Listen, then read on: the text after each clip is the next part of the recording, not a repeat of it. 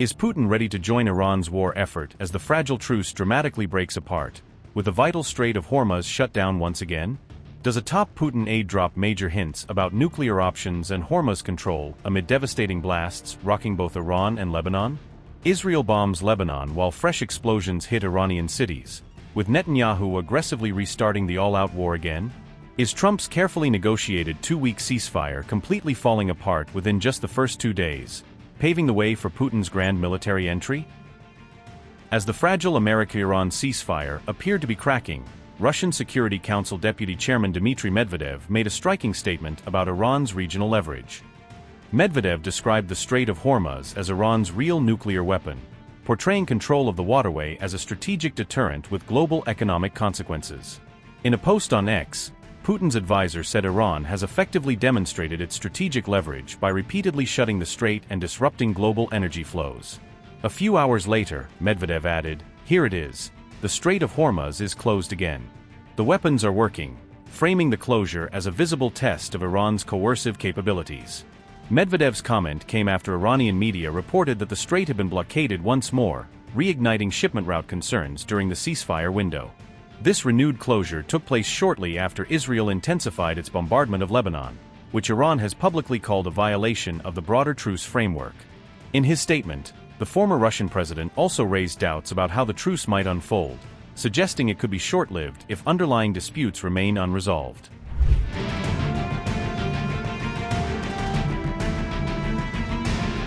Less than 24 hours after the U.S. announced a ceasefire with Iran, Iranian state media reported that the Strait of Hormuz had been shut down again, reversing a key condition of the truce. The complete and safe reopening of the strait was President Trump's stated condition for the two-week ceasefire, tying the pause in U.S. strikes directly to the free passage of oil shipments. The stunning move came less than 24 hours after the U.S. and Israel publicly backed the truce talks with Iran on March 7th to 8th, raising immediate questions about the deal's stability. The closure happened despite earlier indications that Iran would reopen the vital shipping route as part of the broader agreement, at least for the duration of the two-week pause. On the night of March 8th to 9th, Iran's press TV reported that an oil tanker was turned away near the strait, underscoring the tightening of maritime controls in the region. The tanker, named Aurora, made an abrupt 180-degree turn at sea and instead returned toward the Persian Gulf rather than continuing through the strait. The U.S. government has stated that the Aurora is a sanctioned vessel, alleging it is used to transport Iranian oil outside the usual commercial channels. According to reports citing the semi-official Fars news agency, Iran's decision to close the strait was framed as a response to Israeli military operations in Lebanon, not solely to the ceasefire terms. Israel has intensified its strikes on Lebanon in recent days, saying it is targeting Hezbollah positions and infrastructure linked to Iranian support. Reports indicate that Israel launched around 100 suspected strikes on Lebanese territory within a 10-minute window on April 8, suggesting a concentrated, high-intensity campaign. These strikes in Lebanon have reportedly killed over 110 civilians and wounded more than 800 others, drawing sharp condemnation from humanitarian groups. Israeli Prime Minister Benjamin Netanyahu and U.S. Vice President J.D. Vance have both stated that the America-Iran truce does not apply to Lebanon. The situation has highlighted growing disparities between the sides over whether the ceasefire includes the Lebanon front or only applies to Iran directly. Israeli Prime Minister Benjamin Netanyahu and U.S. Vice President J.D. Vance have both stated that the America-Iran truce does not apply to Lebanon, treating Hezbollah as a separate conflict. In his public remarks, Netanyahu also warned that Israel could resume full-scale war with Iran at any moment in order to complete the original war goals.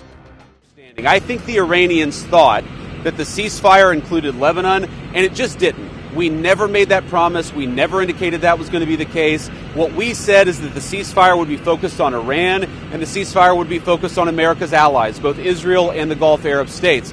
Now, that said, the Israelis, as I understand it, again, I'm supposed to get a fuller report when I get on the plane, have actually offered to be, frankly, to check themselves a little bit in Lebanon because they want to make sure that our negotiation is successful. Meanwhile, Iran's Foreign Minister Abbas Araghchi said the United States must act on its commitments, including any understanding about the situation in Lebanon, if the broader truce is to be credible. At the same time, U.S. President Trump has openly backed Israel's continued military actions in Lebanon, reiterating that Hezbollah was not included in the deal. Trump described the situation in Lebanon as a separate skirmish, downplaying its link to the wider Iran-US ceasefire even as attacks continue across the region. We have more goals to complete, and we will achieve them either by an agreement or by renewing the fighting. We are prepared to return to fighting at any moment necessary. Our fingers on the trigger. A temporary 2-week ceasefire between the United States and Iran went into effect tonight, in full coordination with Israel. No, they did not surprise us at the last minute. Now I want to emphasize, this is not the end of the campaign. This is a stop on the way to achieving all our goals.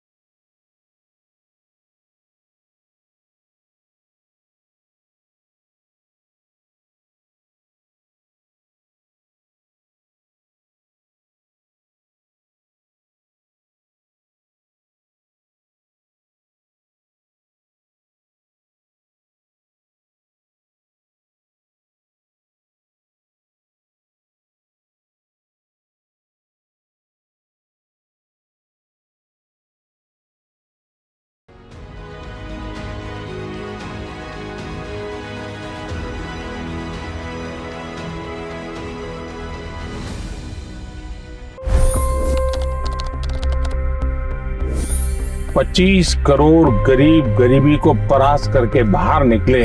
For the good of our nation, let's work together and let's truly make America great again. The fastest news breaks. Requested PM saying that look, you will have to speak to Putin and to Zelensky. The biggest news makers. The relationship with India is probably the most important bilateral relationship the U.S. will have for the rest of this century.